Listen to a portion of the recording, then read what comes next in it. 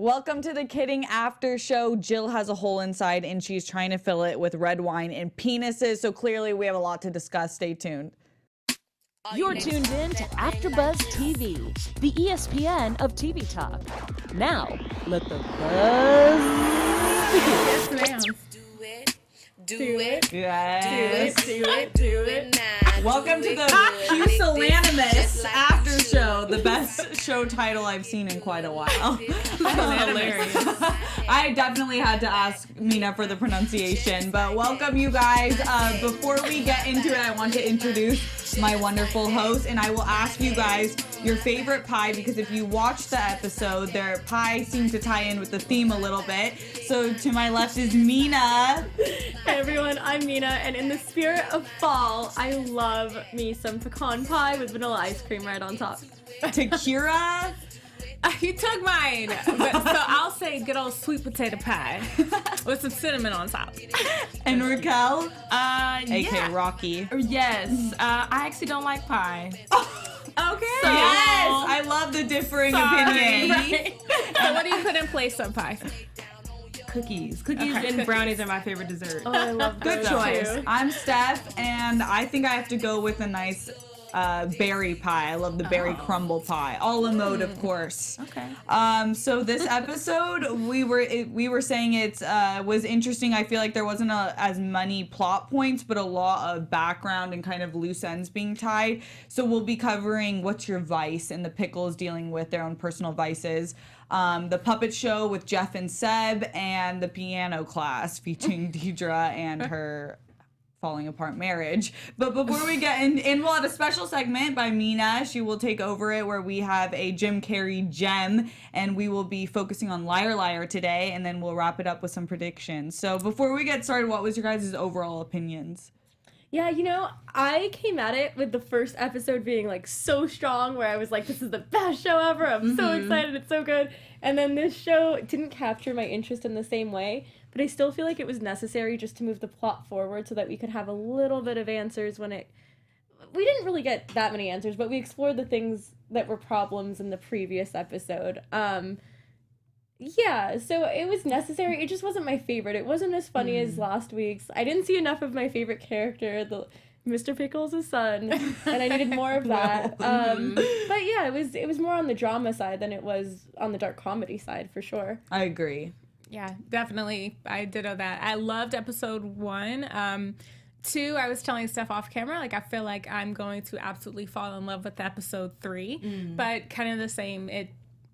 Couple loose ends got tied, and then we learned a little bit more, but same. Yeah. Pretty much. I loved the direction in this show. Oh my gosh, the scene where Jim Carrey, or Mr. Pickles, is following I forget her name, but his ex-wife in the house. Yes. Jill. That scene was so well done when he was going back and forth and we're following, and it was just such a clear view of like seeing him really check her out the entire time and how obsessed he was. Yeah. So I love the direction in this, and also to the scene where it really makes you think about how creative child shows were, because the scene where they're transitioning to going to the Pickleberry farm and we see Jim go for like it was crazy, because when you think about Mr. Rogers and how like if he was traveling to a different part of Mr. Rogers' world, like they turned it into paper mache to instead of having to use whatever like live action to transition from him going from his home to Pickleberry Farm. Like, and that alone was like, oh my gosh, I never really thought about how creative child shows are. I love how you back a said little that. Back nostalgia. Yeah, it was amazing. Like, oh my gosh. I was reading an article today, it was from Variety, I believe, and Dave Holstein, the creator, actually was talking about the set building, and they, the writers and crew built Mr. Pickles puppet time from the ground up as if it was a real TV show, like fully implemented whatever it was. And they actually, when they were writing the show, were looking for people who have written on children's shows, and they got I believe the Joey Mazzarino, the 23-time Emmy-winning Sesame Street head writer. Oh my god! Wow. So that's why I think we see a lot of the elements. Are realistic. So it's really cool. I love, and what you're saying, the direction. I feel like we see that palpability of the realness of it. So, It kind of makes you want to look back on all of your kid shows and realize what it is that they were really trying to say Yes. versus Right. what they were what they were saying. Yeah. So it's almost like you're looking for that message, that hidden message that you didn't catch as a kid. Yeah. Does it So- ruin the magic at all, though, when you know how it's made? No. That's what I think She's saying the about. message. I will still Just watch the message. wrestling to this day, even yeah. though I know it's fake. And Jerry Springer, I will still watch it as if it's real, even though those aren't kid shows. Hilarious. I think it's just the element of just making you believe, and I think that's the beautiful thing about kid shows is that while you're catering to an audience that seems simple, it's very complex. Definitely. So I loved this episode for that reason. I thought the direction and writing was very, very well done. Awesome. Well, that leads perfectly into, I think, Jim Carrey's portrayal in this particular episode, because we start the episode with him getting his car taken, but once they find out it is Mr. Pickles' car, they put it all back together, which I love guess it's based off a real thing that happened to Mr. Rogers. What? Yeah. Yeah. So it's way. really cool that they did that, but it shows you how loved he is outside. Yeah. But he's clearly thinks his biggest vice is only drinking chocolate syrup off the bottle. But like Rocky said, he's creeping his wife. So what do you guys think about the way he's dealing with loss? It seems unhealthy to me. I'm curious what you guys think, Mina. I still don't think he's dealing with loss in the worst way possible. Honestly, like I said in last week's episode, I feel like at least he's trying to use the platform he has to shed light on issues like death and change. Specifically in this episode, he talks a lot about change, and he kind of talks about how his hair is different, and he tries to spin it in a way where people, kids need to understand that change isn't necessarily bad, change can be good. And that's another great topic because a lot of people are afraid of change. We like stability, we like what we're used to, and having something completely new thrown in front of our faces, sometimes we don't know how to deal with it. And what better way to learn how to deal with something like that than having a children's host talk about it on a show that can influence so many people. Yeah. Not just children, but the parents watching the show with the children. Wow.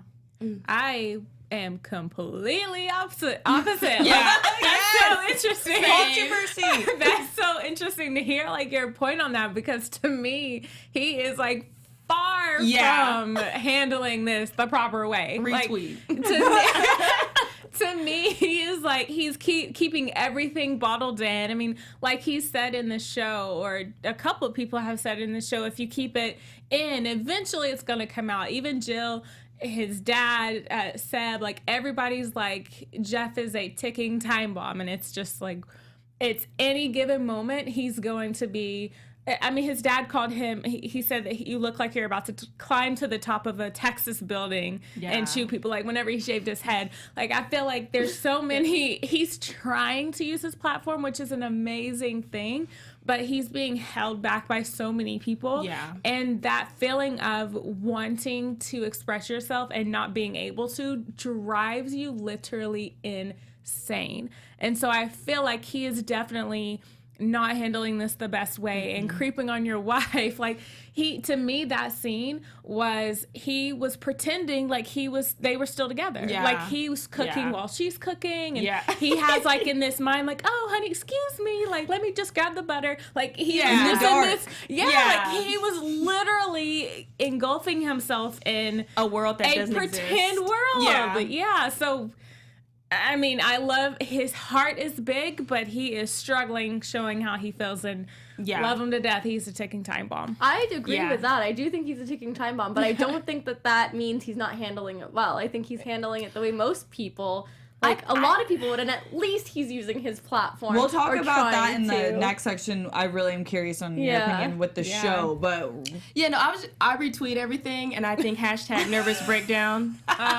He's having a nervous breakdown, and it's just slowly but surely, like you said, it's gonna explode eventually. And I mean, I don't know. I think while he's handling it in the only way that he knows how, again, like I said last episode, no one knows how to deal with losing your child. Nobody, loss period is just difficult. Yeah. But I think he's handling it in the best way that he can.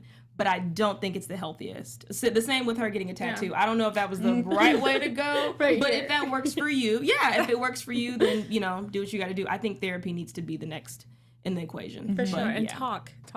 Yeah. Talk. I don't like how Jill's treating Mr. Pickles. Yeah, I really don't. I thought the most interesting quote of their dynamic was when Deirdre was talking to him and he said, "I don't know how to love from a distance." Yeah. And that's really conflicting because obviously everyone can relate to that. It's hard, but it's also really an unhealthy behavior to be that suffocating. But I'm curious what you guys think of. We have Justin Kirk as Peter.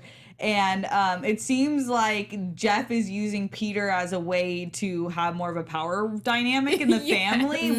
What's your opinion on Peter and the way Jeff is dealing with him? I don't like him at all. You don't like Peter? No, I don't. I just feel like he's just around. I think he's just that guy that's just around to make her feel good at the moment. I don't see him as anything that's going to stay in place for a long time.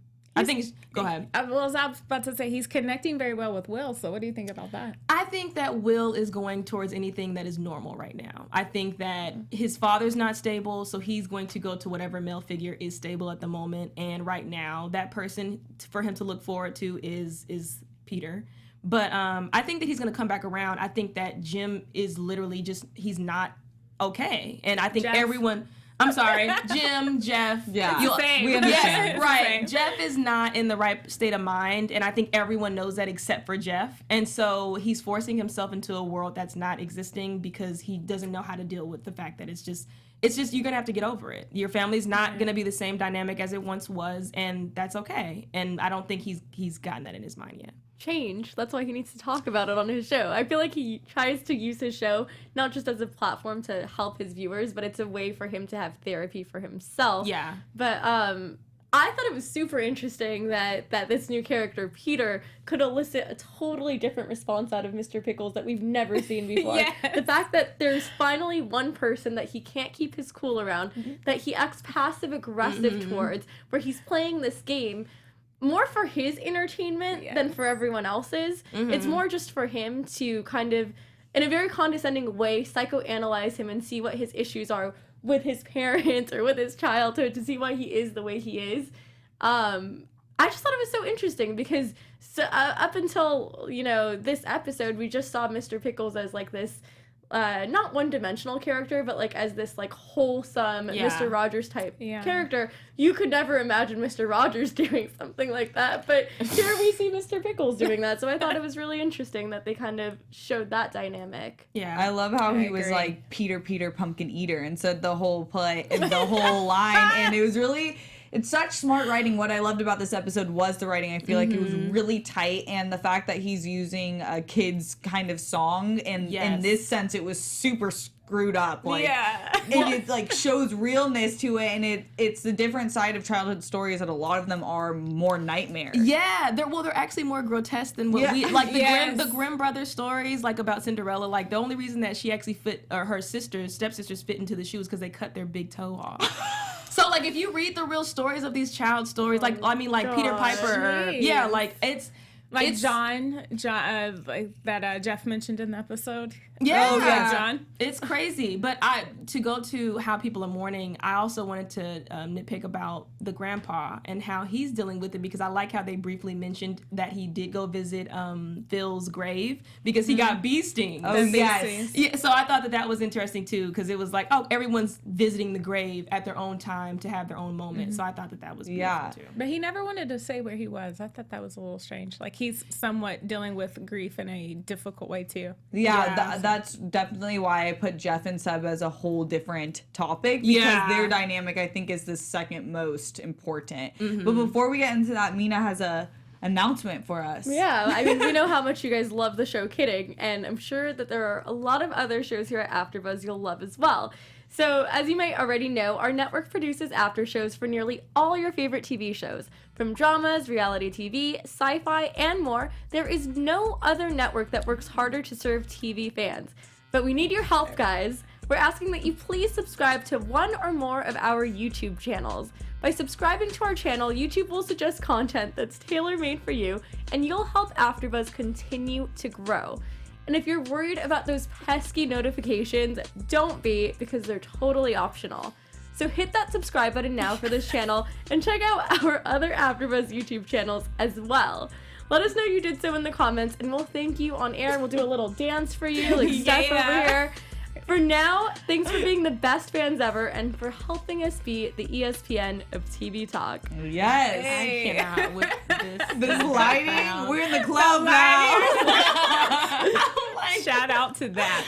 Fade in. Thank you, Jeff. We're getting ready to talk about the Puppet Time show, obviously. We're getting the lighting ready. So, Jeff and Seb, Rocky, you had a really interesting point. I'm curious what you guys all think. Let's talk about Seb first and how he's dealing with grief, because he is the patriarch of the family, and I think he is taking it in silence. Do you have any more opinions on that? Yeah, I think everyone, again, they're dealing with it the way that they have to, the way that they know how, and I think that it was interesting that it was very silent the way that they put it in the show. Like, okay, we don't really need to directly tell you that he's visiting Phil, but we know because he's gotten bee stings, and we obviously know how the bees got there.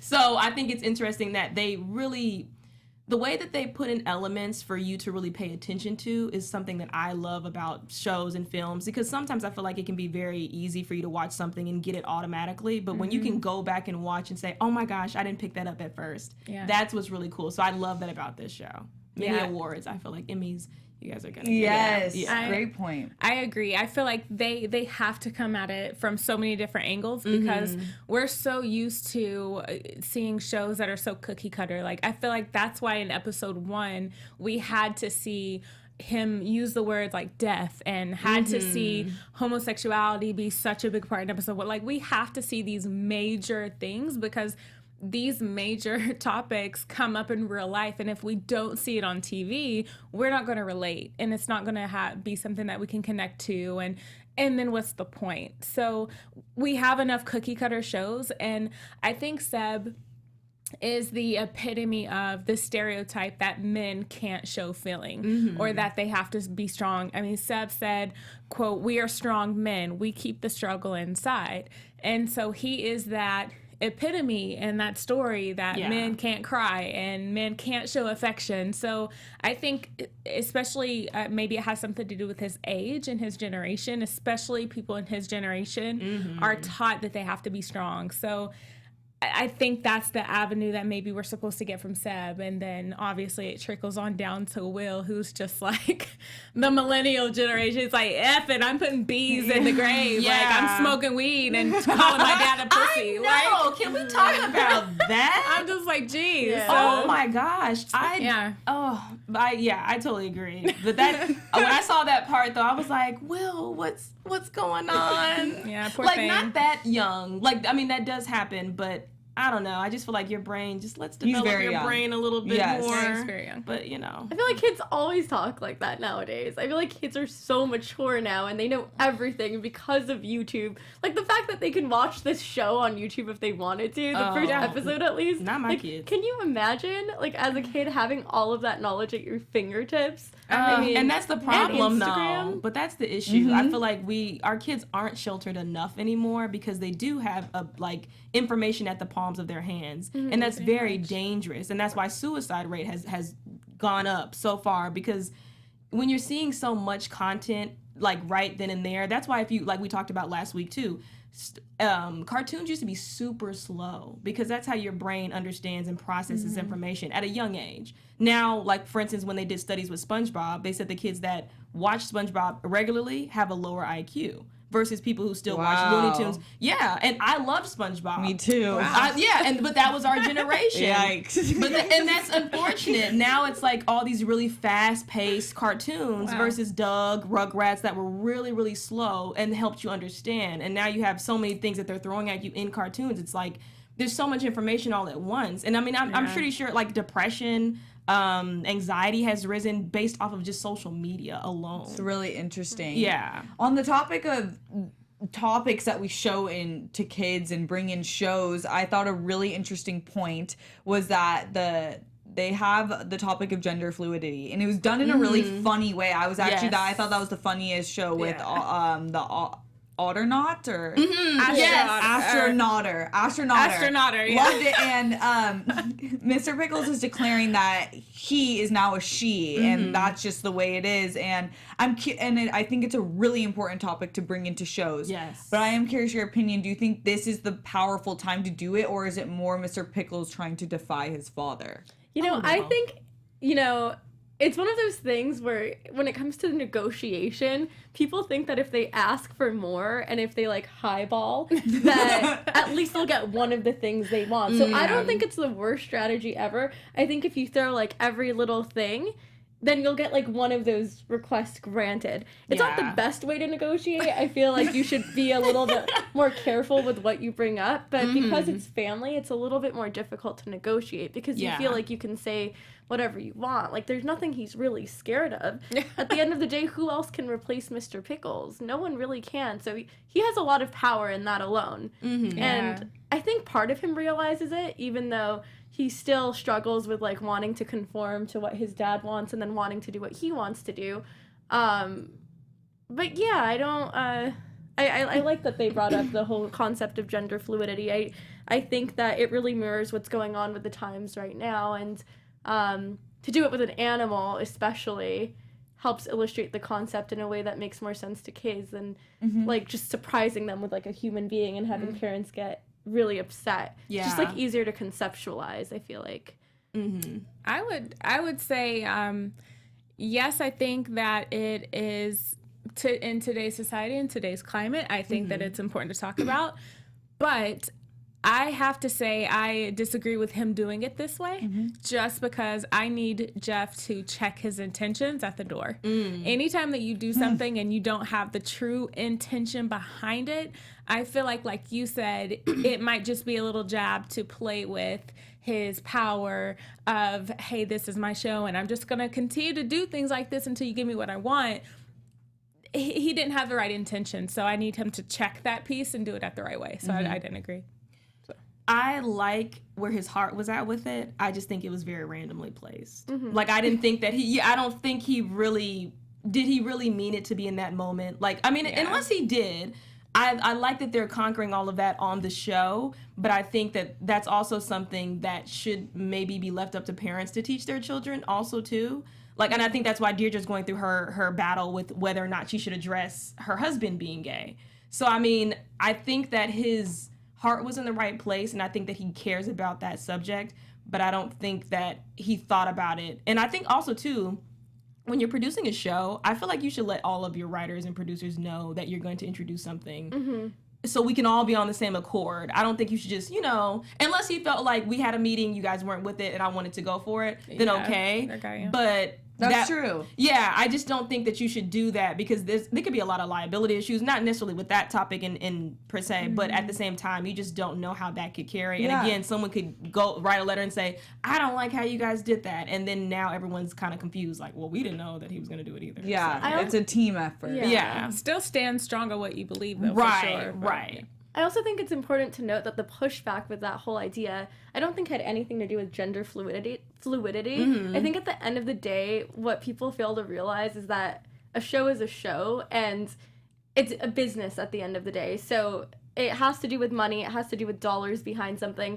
And they were arguing that if they were to change it from a male otter to a female otter, then they're gonna lose a huge core demographic when it comes to purchasing the toys and everything that comes from the show, like all of the merchandise, which is like a huge aspect of any TV show, the merchandise that comes with it, the brand that it represents. And I mean, I feel like we've seen this again and again in like in what's going on with the world, like even with famous authors like J.K. Rowling, who had to change their name to J.K. Rowling from Joanne Rowling just because her publicist said, little boys are not going to read a children's book from a female author. Crazy. You have to make your name unisex. A little bit more ambiguous when it comes to gender. So I think at the end of the day, the financial aspect has like an overwhelming effect on what's greenlit and what's not greenlit when it comes to producing a show. Yeah. I think I've always stood strong that if you have true intentions and if you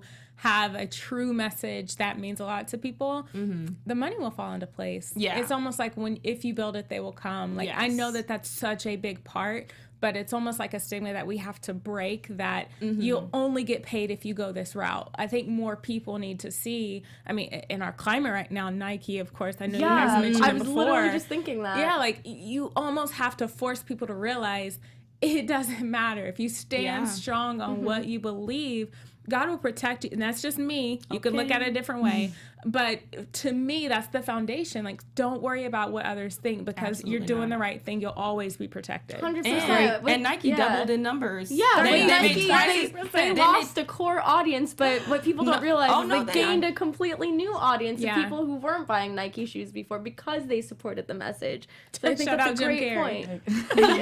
Well, that was a perfect statement, Takira. Thank you. And I totally agree with you guys on those. But if you guys are watching on YouTube, make sure to hit that like button and comment after the video is over so we can keep the conversation going. And if you're listening on iTunes, hit that 5 stars and also leave us a comment and a review there so we can talk to you on iTunes.